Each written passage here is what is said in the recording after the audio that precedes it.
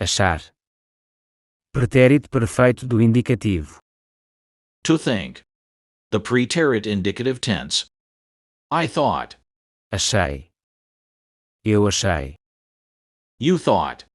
Achaste. Tu achaste. He thought. Achou. Ele achou. We thought. Achamos. Nós achamos. You thought. The you plural. Achastes. Vós achastes. They thought. Acharam. Eles acharam. To think. The preterit indicative tense. Achei. Achaste. Achou. Achamos.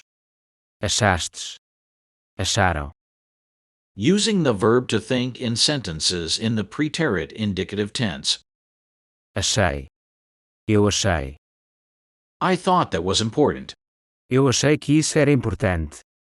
Eu achei que isso era importante. Achaste. Tu achaste. You thought he was handsome. Tu achaste que ele era bonito. Tu achaste que ele era bonito. Achou. Ele achou. He thought we were friends. Ele achou que nós éramos amigos. Ele achou que nós éramos amigos. Achamos. Nós achamos. We thought the movie was funny. Nós achamos que o filme era engraçado. Nós achamos que o filme era engraçado. Achastes. Vós achastes. You thought the food was good. The you plural. Vós achastes que a comida era boa. Vós achastes que a comida era boa.